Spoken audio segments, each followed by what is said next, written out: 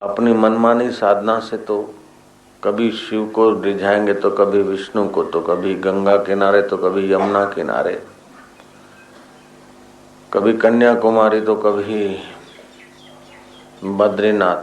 चक्कर काटते रहेंगे तो जीवन पूरा हो जाएगा। लगेगा कि आध्यात्मिक हो रहे हैं, लेकिन आध्यात्मिकता की ऊंचाई का अनुभव नहीं होगा। तो समय बड़ा कीमती है और समय कीमती है, शरीर क्षणभंगुर है। ऐसे जीवन में, अल्प जीवन में अगर कोई ठोस चीज, ठोस तत्व, ठोस रास्ता नहीं मिला तो आदमी भटक जाता है। कबीर ने कहा, भटक मुआ भेदु बिना पावे कौन उपाय, खोजत खोजत युग गए पांव कोस घर आए। दीक्षा देना कोई साधारण पुरोहित या साधारण गुरु का काम नहीं है। जो महापुरुष भिन्न भिन्न रास्तों से यात्रा किए हैं, भिन्न भिन्न माइलस्टोन देखे हुए वो ऊंचाई पर पहुंचे हैं, यात्रा के शिखर पर पहुंचे अथवा यात्रा की मंजिल तय किए।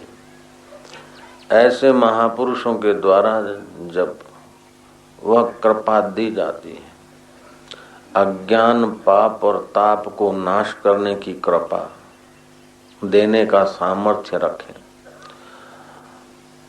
और फिर सामने वाला दृढ़ता से, आकाश जैसी विशालता, समुद्र जैसी गंभीरता और वज्र जैसी दृढ़ता से उस महापुरुष की दीक्षा को अपने में संभालने की क्षमता रखे।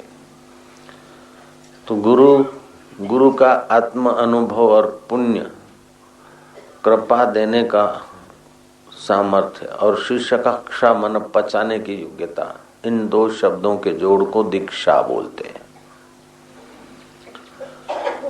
अर्थात गुरु की करुणा, कृपा, अनुभव संपन्न आध्यात्मिक प्रसाद देने की चेष्टा और शिष्य की श्रद्धा पचाने की तत्परता, इन दो बातों को के मेल को बोलते दीक्षा। ये दीक्षा लेना कोई साधारण बात नहीं है, इसको द्विजातीय बोलते हैं। माँ और बाप के संयोग से जो शरीर पैदा होता है रजवीर्य से, वो जन्मजात से तो शुद्र चीजों से, नीचे के केंद्रों से जो चीजें निकली है उन चीजों से मिश्रित होकर बना है, उसको शूद्र बोलते हैं। जब भगवान नाम और गुरु कृपा से दीक्षा मिलती है तो दोबारा जन्म होता है। माँ के रजवीर्य से हमारे शरीर का जन्म होता है और भगवत मंत्र और गुरु कृपा से हमारा जन्म शुरू होता है। जैसे विधवा स्त्री का श्रृंगार व्यर्थ है, ऐसे निगुरे आदमी का जीवन व्यर्थ है, ऐसा शास्त्र कहते हैं। तो गुरु तो करना चाहिए, लेकिन गुरु करने के पहले खूब सावधान होना चाहिए। ये जीवन का बड़ा अवसर है। जैसा तैसा पुरोहित को गुरु बना लिया और फिर श्रद्धा न टिकी या मन माना कुछ करते रहे, वर्षों के वर्ष बीत गए, बाद में लगेगा कि कुछ नहीं, भगवान भगवान कुछ नहीं, तो अतो भ्रष्ट ततो भ्रष्ट हो जाएगा। इसीलिए ये काम बहुत समझदारी का है, दृढ़ता का है। और आज के युग में तो गुरुओं का मिलना बहुत कठिन भी है, बहुत सुगम भी है। जहां तहां गुरु मिल जाएंगे। गुरु बनने की सबको इच्छा लगी, शौक हो गया। प्रवचन करने का, गुरु बनने का, दूसरे को सीख देने का, बड़बड़ चालू कर देने का तो आजकल तो एक फैशन हो गया है। लेकिन ये बड़ी जिम्मेदारी है। विवेकानंद बोलते थे कि गुरु बनना अर्थात सहस्त्र मुद्राएं दान करना, तो वो दरिद्र आदमी का काम नहीं है। करोड़ोंपति हो तभी वो सहस्त्र मुद्राएं प्रति व्यक्ति को दे सकता है। आज हर कंगला सहस्त्र मुद्राएं दान करने की गादी पर बैठ जाता है। ऐसे व्यक्तियों के लिए विवेकानंद ने तो कटाक्ष किया है, संत कबीर ने भी कहा, गुरु लोभी शिष्य लालची दोनों खेले दाव, दोनों डूबे बावरे चढ़ी पत्थर की नाव। तो गुरु को भी आध्यात्मिक अनुभव होना चाहिए, शिष्य के शंकाएं निवारण करने का सामर्थ्य होना चाहिए और शिष्य में भी तत्परता होनी चाहिए। लालबू झक्कड़ गुरु थे, गांव के बाहर कहीं छोटी मोटी कुटिया बना के रहते थे। कहानी है, गांव जंगल के पास ही था। अनजाने में कोई रात को, गर्मियों के दिन होंगे, बारिश के छींटे पड़ गए होंगे और हाथी आया। हाथी तो राउंड लेकर चला गया। गांव वालों ने देखा कि ये पैर किसका है। चर्चा हुई, आखिर कोई नतीजा नहीं निकला। कभी हाथी देखा नहीं था। सोचा कि चलो गुरु महाराज को पूछे, गुरु महाराज ये आप आइए देखिए कि ये पैर किस जानवर के हैं। गुरु महाराज ने देखे, पैर तो बड़े हैं। गुरु महाराज जोरों से हंसे और फिर रोए। बोले, गुरुजी आप हंसे और रोए क्यों? बोले, हंसा इसलिए कि आखिर गुरु की जरूरत तो पड़ती है। हा हा हा। और रोया इसलिए कि मैं नहीं होता तो तुम्हारा क्या हाल होता। एक छोटी सी बात नहीं समझ सकते हो। जो बूझे लाल बू जक्कड़ और न बूझे कोई, पैर में चक्की बांध के कोई हिरणा आया होई। ये गोल गोल जो इतना पैर लग रहा है, तो पैर में वो चक्की बांध के कोई हिरणा आया होई। जो बूझे लाल बू झक्कड़ और न बूझे कोई, पैर में चक्की बांध के कोई हिरणा आया होई। हिरणा तो देखा था उसने, गुरु ने भी, चेलों ने भी देखा था, लेकिन पैर हिरणे के नहीं थे तो पैरों में चक्की बांध दिया होगा। वो आटा पीसने की चक्की के होते ना, वो बांध के आया होगा। और क्या, वो अपनी ओर से तो बड़ा ज्ञान छांट रहा था, लेकिन उसका ज्ञान का दर्शन आप करो कैसा है। कभी कभार ऐसे बहुत लोग मिल जाते। एक इंजीनियर आया, बोले बापूजी मैंने 12 साल से वो मंत्र दीक्षा लिया है, गुरु बनाया है, लेकिन कोई मैं कहता हूँ, अरे मैं क्या किसको मंत्र गुरु बनाया? बोले वो दिल्ली दरवाजे में कोई पाठी है, पाठ करते थे, ज्ञानी जी। मैं क्या, आजकल तो रसोई को महाराज बोलते हैं, जयराम जी की, भीख मंगे को भी महाराज बोलते हैं, और पोथी पढ़ने वाले को ज्ञानी जी बोल देते हैं। ब्रह्म ज्ञानी की बात अलग है, ज्ञानी जी अलग बात। तो कौन सा मंत्र है? वैसे तो गुरु मंत्र किसी को बताना नहीं चाहिए, लेकिन जब कोई सतगुरु मिलता है तो गुरु किया है तो गुरु ने क्या दिया है तो बताना पड़ता है। तो उसने गुरु मंत्र बताया, तो यहाँ से तो रतलाम तक गाड़ी पहुंच जाए, उसको बोलते ये गुरु मंत्र। में क्या गुरु मंत्र नहीं है तो पौड़ी पूरी दे दिया, तुम्हारे को कोई पाठ करा दिया। तो गुरु मंत्र में एक तो वैदिक मंत्र हो, ये जरूरी है। ऐसे तो कई अनाप शनाप मंत्र हैं, लेकिन वैदिक मंत्र हो। दूसरी बात, मंत्र शॉर्ट हो। तीसरी बात, हमारे अधिकार का हो।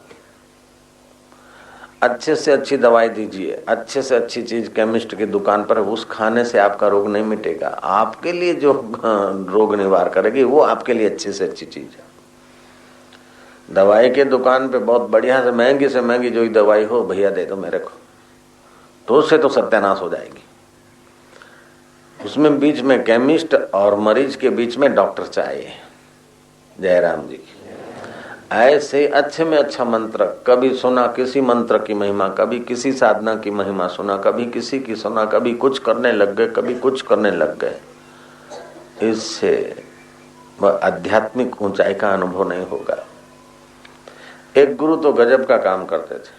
किसी को दीक्षा देते तो बोले चलो मेरे साथ।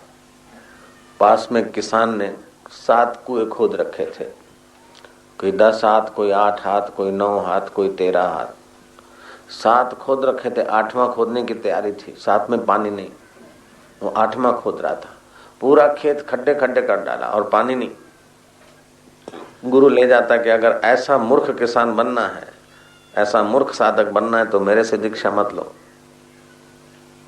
इसने देखो दृढ़ता नहीं, पानी निकलेगा कि नहीं निकलेगा, 8 हाथ खोदा नहीं निकला, दूसरी जगह 9 हाथ खोदा, कहीं 13 हाथ खोदा तो कहीं 11 हाथ खोदा, खोद खोद के पूरा खेत खड्डे बना दिया और पानी का चुल्लू भर भी नहीं। और बोलता मैं पुरुषार्थ करता हूं, तो पुरुषार्थ में भी यथा योग्य मेहनत और बुद्धि चाहिए। एक धूप घुमाने में भी अकल चाहिए भाई, जयराम जी की, नहीं तो मेहनत अपनी भी जाती है और लोगों को डिस्टर्ब हो जाता है। आटा गूंदने में भी अकल चाहिए।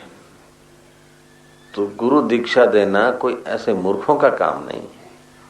कन्या मन्या कुर्र, तुम हमारे चेले हम तुम्हारे गुर्र, दक्षिणा धर, तू चाहे तर चाहे मर। हमारे गुरुजी बोलते थे कि आजकल गोपो विजी टोपो किसकी बैठो गादी थे, गोपा टोपा डाल के गुरु पढ़ने का गादी पे बैठ गया के बाद हम भी गुरु। और कुछ लोग तो केवल पगारदार हैं जो धर्म का प्रचार करने को देश परदेश से आ जाते, तो पगारदार गुरु नहीं हो सकता है। जयराम जी की पगारदार सतगुरु नहीं हो सकता, पगारदार मास्टर हो सकता है, शिक्षक हो सकता है, लेकिन सतगुरु तो पगारदार सतगुरु नहीं हो सकता है। सतगुरु उसे कहा जाता है जिसे रिद्धि सिद्धियां और भगवान की सृष्टि के प्रलोभन है उसको भी ठुकराने का सामर्थ्य हो। यहाँ तक कि ही शास्त्र विरुद्ध बात अगर कभी भगवान भी कह दे तो भगवान का त्याग करने का भी सामर्थ्य उसे सतगुरु कहा जाता है।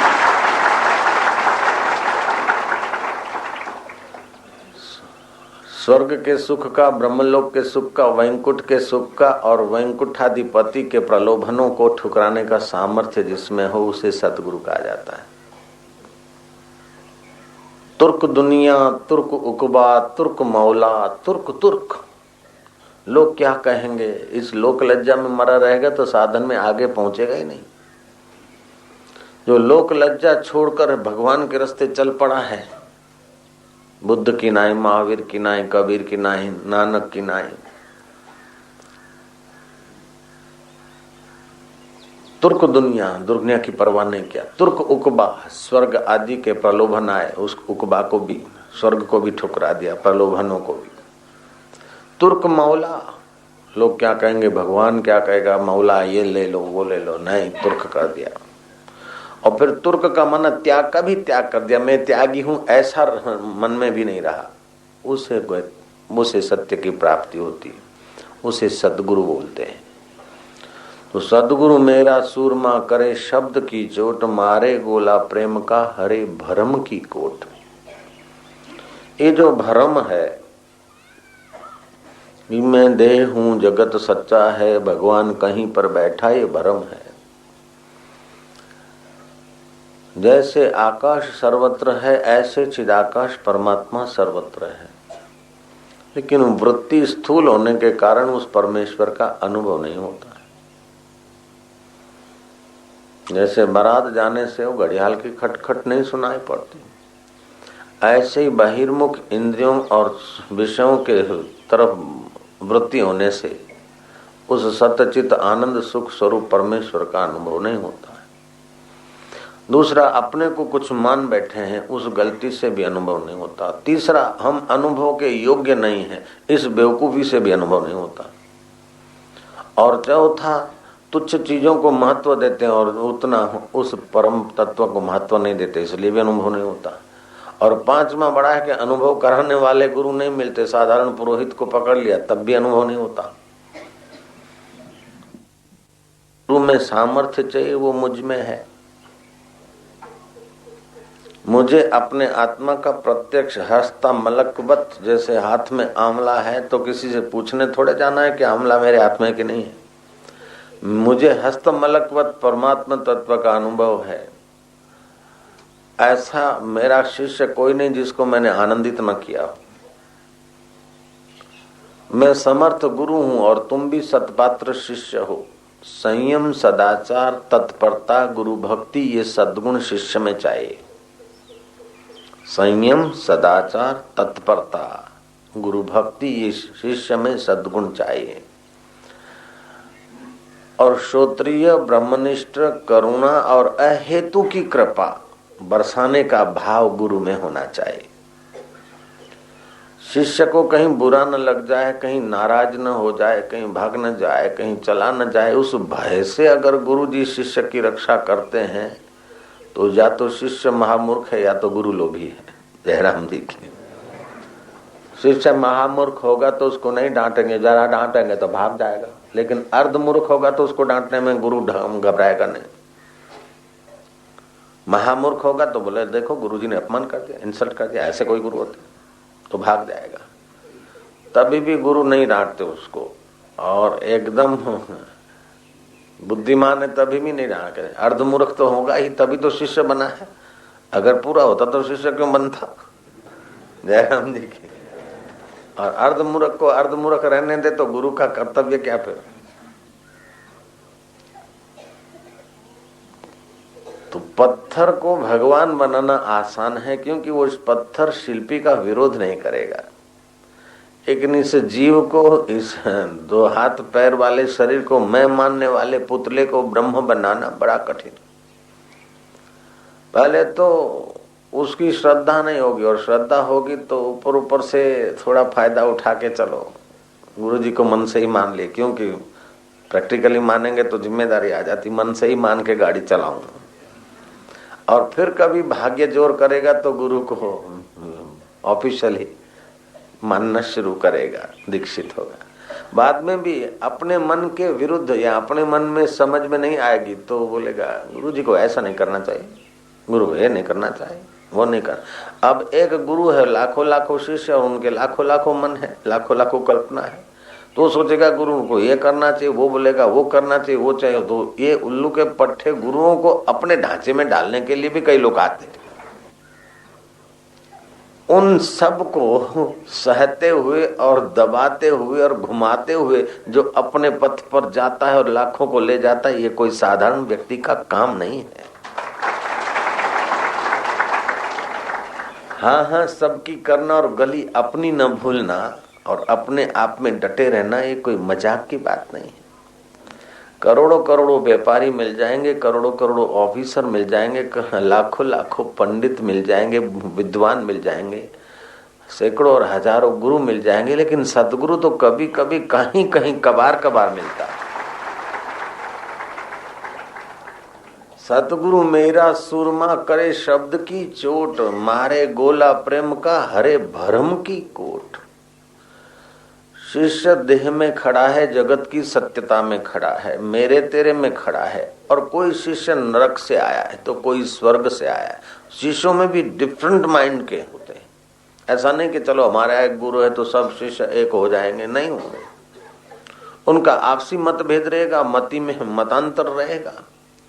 घर के 5-6 मेंबर हैं, उनमें भी 2-2 पार्टी हो जाती, 3-3 मत हो जाते हैं। 6 मेंबर में 3-4-5 मत हो सकते हैं। तो लाखों लाखों शिष्य में भी तो मतांतर, उन सबको साथ लिए हुए चलना, एक ही दौर में बांधना, उनके हृदय का कितना आत्मबल, आत्म सामर्थ्य और करुणा का कितना चिगम होगा, तब वो बंधे रहे होंगे।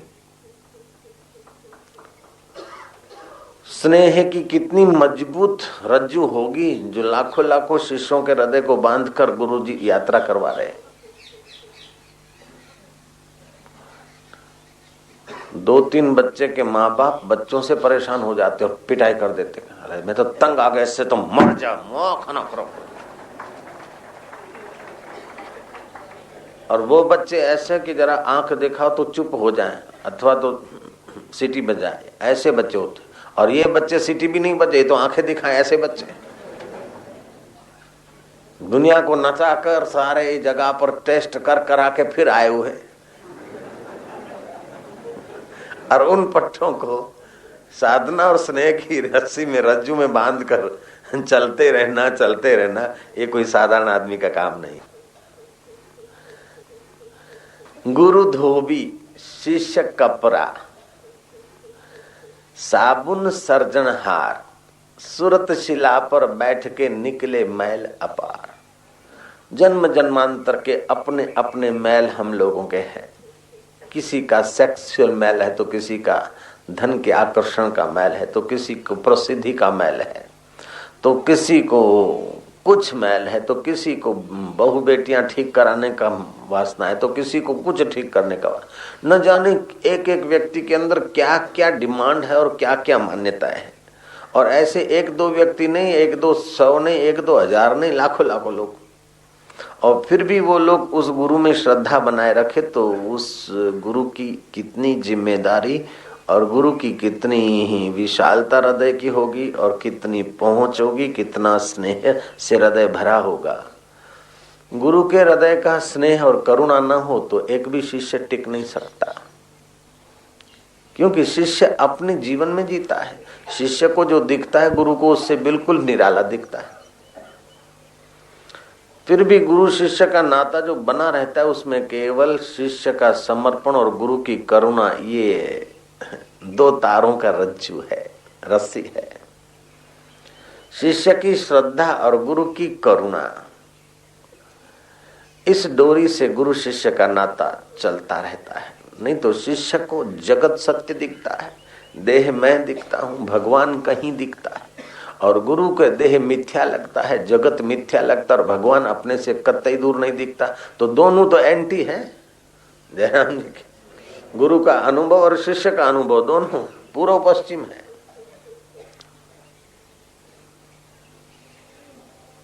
अर्जुन अपनी अपनी अकल होशियारी मार रहा है कृष्ण के आगे। कृष्ण बोलते हैं बातें तो पंडितों जैसी करता, लेकिन रो रहा है इधर मूर्ख होके। तो कभी कभी शिष्य इतनी पंडिताई मारेगा अपने मन में, अब कह नहीं सकेगा चलो कोई बात नहीं तो गुरु है, लेकिन होना ऐसा चाहिए। गुरु को क्या पता, मैं टेक्नीशियन को लेकर आऊंगा तब गुरु जी को बताऊंगा कि गुरु जी ये इसका ये काम होता है। और गुरु जी बोलेगा अच्छा अच्छा भाई हम तो नहीं जानते इसमें, ठीक है ये करो वो करो। अंदर से समझेगा कि अच्छा शिष्य जी तू अपना टेक्नीशियन ला वो ला वो ला, लेकिन गुरु की जो सहज संकेत की वाणी उसकी तूने कीमत नहीं की। अभी तू बच्चा है, अभी तेरे को छोटा साधन देंगे। जो जो वो शिष्य भीतर से समर्पित होता जाएगा त्यों त्यों गुरु कृपा विशेष रूप से उसके हृदय का पोजीशन लेती जाएगी। गुरु कृपा ऐसी खतरनाक है कि शिष्य को मार भगाती है। महाराज जयराम जी की शिष्य को मार भगाती कि हाँ, जैसे बारिश के दिन हो, आप घर में सोए और कोई आ गया आदमी, अरे भाई दरवाजा खोलिए बारिश है हम भीग रहे हैं। आपका एक कमरा है, आपने खोल दिया, वो आदमी खड़ा है, धीरे से बैठ गया, चलो भाई। फिर तो उसने पैर पसारे। हम बोले ये क्या करते हो? बोले क्या क्या करते? तकिया लाओ आराम करना है। फिर थोड़ी देर हुई, बोले तुम चले जाओ ये घर मेरा है। तो जैसे तैसे घर थोड़े दोगे, उस आदमी में भी कुछ कला होगी, कुछ दम होगा, तभी तो आप अपना घर छोड़कर बाहर निकलोगे, उसको दे दोगे। ऐसे ही गुरु दीक्षा अथवा हरिओम हरिओम करते गुरुदेव की कृपा तुम्हारे द्वार पे आती। कैसे भी करके तुम थोड़ा सा हृदय का द्वार खोल देते हो और गुरु कृपा वहां आकर कोने में बैठती है, धीरे धीरे अपने पैर पसारती जाएगी, पैर पसारती जाएगी। अब तुम्हारे अहम को कान से पकड़ के बाहर निकाल देगी, बोले अब ये घर में। ये कोई साधारण काम थोड़े है भाई। तुम्हारा जन्मों जन्मों का घर है, पुराना घर, एक किराएदार नहीं निकलता है तो हाउस मालिक को निकालना कोई मजाक की बात है। जब मैं था तो तू नहीं, अब तू है तो मैं नहीं। अब मैं भी रहूं तू भी रहे, ये झंझटबाजी नहीं चलती वहां। इश्क करना जहां बचाना, ये भी कोई हो सकता है। बोले बापू रात को गहरी नींद आ गई थी, लेकिन 4 बार हार्ट अटैक भी था, और गहरी नींद भी थी और हार्ट अटैक भी था। असंभव है, हार्ट अटैक और गहरी नींद एक साथ नहीं रह सकती। इश्क करना जान बचाना, एक तो गुरु तत्व का मोहब्बत लेना और आनंद लेना, मुक्ति का अनुभव करना, और दूसरा अपनी जान बचाना, अपने अहम को बचाना। इश्क करना जान बचाना, ये भी कोई हो सकता है। आशिक़े दिले दर्द वो भी कोई सुख से सो सकता है? क्योंकि शिष्य की थोड़ी बहुत पुण्याई है, भगवान नाम गुरु मंत्र का प्रभाव है। शिष्य की श्रद्धा का धागा टूटते टूटते भी फिर संध जाता है, बच जाता है। गुरु की करुणा, रामकृष्ण जैसे सदगुरु हैं और नरेंद्र जैसा शिष्य है। शिष्य और गुरु के बीच 7 बार विद्रोह हो गया। नरेंद्र जैसा बुद्धिमान भटक भटक के बाद में गुरु किया, खूब भटके और बाद में रामकृष्ण को गुरुदेव किया। और रामकृष्ण को प्रत्यक्ष होता था माताजी को, और तोतापुरी गुरु ने ब्रह्म ज्ञान कराया। कई लोग तो बोले फलाने महाराज को साक्षात्कार हो गया, तो महाराज के गुरु कौन है? बोले उनके गुरु तो नहीं, उनके पिता ही उनके गुरु थे। तो उनके पिता को साक्षात्कार था? बोले तो पता नहीं, तो तुम्हारे गुरु को साक्षात्कार नहीं हो सकता। उसका वो फलाने महाराज के भागवत की कथा करते हैं, उनको भगवान का साक्षात्कार। अरे बच्चे, साक्षात्कार कोई मजाक की बात थोड़े है। उसने किसी समर्थ सतगुरु का शरण लिया है कि नहीं लिया है? और समर्थ सतगुरु वास्तव में समर्थ हैं कि खाली गुरु हैं? तभी साक्षात्कार की संभावना है। और वो भी वर्तमान साक्षात्कारी पुरुष का अनुभव उनके अनुभव से मिलते जुलता है तभी है। नहीं तो पोथी पढ़ पढ़ जग मुआ पंडित बयान कोई, 2.5 अक्षर प्रेम का पढ़े सो पंडित होई। इस बात को भी तो याद करना पड़ेगा। तुलसीदास जी ने कहा, गुरु बिना भव निधि तरहि न कोई, चाहे बिरंच शंकर सम होई।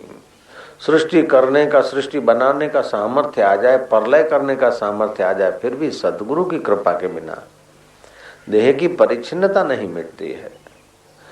अंतःकरण अवच्छिन्न चैतन्य और व्यापक चैतन्य की अभिन्नता का अनुभव जब तक नहीं होता है तब तक काम अधूरा है। विवेकानंद बोलते थे, भगवान के रास्ते भगत होना ये तो आसान है, और भगत में से भी जिज्ञासु होना ये भी आसान है। जिज्ञासु होकर साक्षात्कार कर लेना ये भी ठीक है। साक्षात्कार करके एकांत में जीवन मुक्त होकर, महापुरुष होकर, ब्रह्ममय होकर रहना ये भी आसान है। लेकिन ऐसा अनुभव करने के बाद भी नीचे आना और एक एक आदमी के साथ मत्थापच्ची करके उसको वहां तक ले जाना, ये बहुत बड़े में बड़ा काम है। इसमें कई खतरे हैं। अपना ब्रह्मानंद छूट जाए, अपनी लोक वासना जग जाए, अपना वाहवाही का चस्का लग जाए, कच्ची पक्की साधना है तो फिर अपने को उसी अरट में घूमने का दुर्भाग्य आ जाए। ये सारे खतरे होते हुए भी कई लोग तो ऐसे, बुद्ध को जब साक्षात्कार हुआ तो बुद्ध चुप हो गए। अब क्या बोलना, जो सत्य है वो सत्य है, सत्य तो वाणी का विषय नहीं है। और जो बोलेंगे तो माया का सहारा लेके बोलना पड़ेगा। माया छोड़ दी, अब माया का सहारा लेकर क्या बोलना। बुद्ध चुप रहे। कहानी कहती है कि देवता लोग आए, मत्था टेका, तुम्हें जो मिला है वो संसार को बांटो। बुद्ध बोलते हैं, मुझे जो मिला है वो वाणी में नहीं आ सकता। जो अधिकारी हैं वो तो मेरे में श्रद्धा रखकर मेरे सामने चुपचाप बैठेंगे तभी समझ जाएंगे, और जो अधिकारी नहीं है उनके लिए मैं बोलूंगा तो जो अनुभव है वो तो बोलने में नहीं आएगा, उसको छूकर ही तो आएगा, माया ही बोलूंगा। तो जो अधिकारी हैं उनको तो उपदेश की जरूरत नहीं है, जो अनधिकारी हैं उनको उपदेश क्या फायदा करेगा। देवता लाजवाब हो गए। फिर शांति से देवताओं ने युक्ति खोजी। बोले जो अधिकारी हैं वो तो आपके निकट बैठते ही आपके वाइब्रेशनों से, आपकी कृपा से उन्नत होंगे, और जो अनअधिकारी हैं उनको असर नहीं होगी। लेकिन कुछ ऐसे भी लोग हैं जो अनधिकारी भी नहीं है, अधिकारी भी नहीं है, एकदम गिरे हुए भी नहीं और एकदम चुप होकर पचा लें ऐसे भी नहीं। उन लोगों के लिए बोलने की कृपा करो ना, जो आपके मौन को झेल नहीं सकते और आप बोले तो वैसे के वैसे नहीं रह सकते। ऐसे लोगों के लिए बोलने की कृपा करो, वो बदले। बुद्ध इस बात पर राजी हो गए, फिर जीवन भर बोलते रहे, अंतिम श्वास तक बोलते रहे। मेरे गुरुदेव अंतिम श्वास तक बोलते रहे। ये उनकी करुणा कृपा है, नहीं तो क्या लेना। कई ऐसे महापुरुष होते, समझ में आ गया सत्य, अब क्या बोलना, उसी में रहो।